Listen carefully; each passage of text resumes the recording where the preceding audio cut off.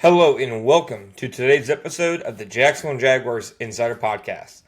My name is John Shipley. I am your host and beat reporter, and I have been your beat reporter covering the Jacksonville Jaguars for On SI every single day since August 2019, and we are continuing to march forward through yet another season together. As always, you can find our 100% free, 24/7, boots-on-the-ground content covering the Jacksonville Jaguars when you follow us on social media such as Facebook and Twitter, at Jaguars on SI. You can also find us at www.si.com/NFL/Jaguars. All right, folks, welcome to today's episode of the Jacksonville Jaguars Insider Podcast.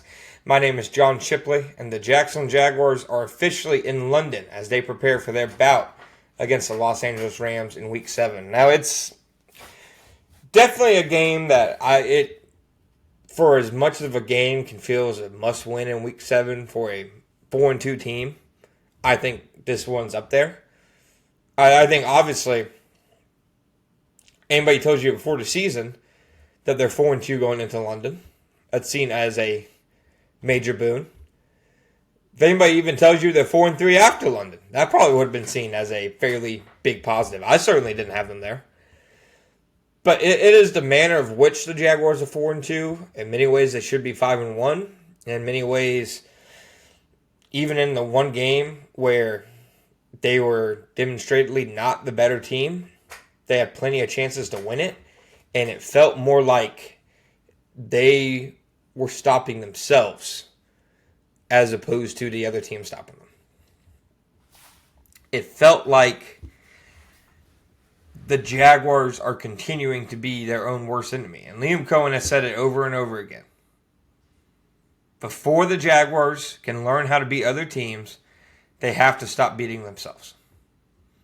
And beating themselves is what they have done consistently over the years. And in both their losses this year, that's what happened. You look at the Cincinnati Bengals game, several drops, self-inflicted mistakes on the defensive side of the ball as well against a bad quarterback in Jake Browning. The Jaguars lost that game. The Bengals didn't win it. The Bengals didn't take it from them. The Jaguars straight up lost that game and let it slip through their fingers. And then against the Seattle Seahawks, this was the one game this year where it felt like another team was more physical than the Jaguars, imposed their will against the Jaguars more consistently. And whether it was the hangover from an emotional Monday night win, whether it was just a banged-up team on a short week that just ran out of gas, whatever you want to call it, the Jaguars again got in their own way against the Seahawks. And give the Seahawks credit, their front seven just steamrolled the Jaguars. Sam Darnold hit a few terrific throws. JSN was nearly uncoverable. But in an 8-point loss, the Jaguars had 4 points taken off the board due to missed kicks.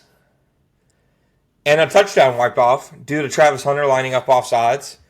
Several other important plays on offense negated due to penalties. So at the end of the day, it felt like, yes, the Jaguars, the Seahawks won that game. The Seahawks were the better team. But the Jaguars couldn't beat the Seahawks because they had to play both the Seahawks and themselves. And that is something that has happened too often throughout the Jaguars' recent history. Not as often under Liam Cohen, but it's a problem they must address.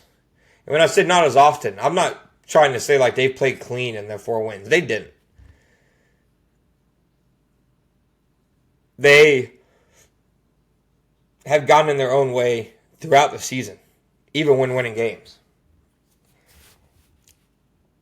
And that is the one thing Liam Cohen and his staff have to figure out how to fix. Because I think Cohen has been a great job as a culture guy, as a leader, as an offensive schemer, as a play caller. But they're still sloppy on offense. And the players have to take ownership of that 100%. But I think Cohen and his staff have to take ownership of it as well. And they have. I mean, Cohen said it right after the game that, put it on him.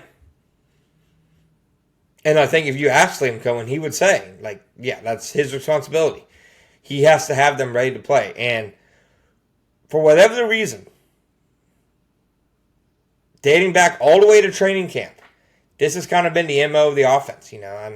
Flags, unnecessary mistakes, hurting themselves. That's kind of been the signature of the offense dating back to even before the season started. Both their scrimmages that they had against their own defense were littered with penalties. Procedural penalties, after the snap penalties. It's something the Jaguars have to fix because it is actively hurting them. Again, it took points off the board on Sunday. And for the Jaguars to beat the really good teams like the Seahawks, like the Rams entering this week, they simply can't afford to get into their own way as much as they have. And I think Liam Cohen is cognizant of that. I don't think this is like news to him or anything. But as the head coach, he has to find a way. He has to find a way to figure it out. Beyond that, the other big news for Jacksonville this week, the Jaguars will not have star linebacker Devin Lloyd against the Rams. He did not travel to London when the team left earlier this week. Kind of shows you he was never going to play. He injured his calf against the Seattle Seahawks, played very sparingly, came off the field early in the game. Ventrell Miller went in, played a few snaps here and there in the second half, but it was mostly the Ventrell Miller show. Due to the calf injury, Lloyd will now be sidelined this week and miss a game with the calf injury. And there's a few things on this. One, I think the fact that the Jaguars have a bye next week, it makes sense to kind of sit Lloyd. Give him 2 weeks to recover. Try to get him back when they play Vegas. On the other hand, you wonder what this defense looks like without Lloyd in it.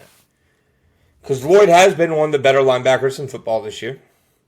He's gotten much better as a run defender, just flowing downhill. And that I do think Ventrell Miller is talented in that regard. I'm very high on Miller as a player. I think he can be a starting linebacker in this league and can even be a part of the Jaguars' starting linebacker core of the long-term future. But the thing that Lloyd has provided this year that Miller has not provided in his short spans as a starter last year since entering the league are the game-changing plays.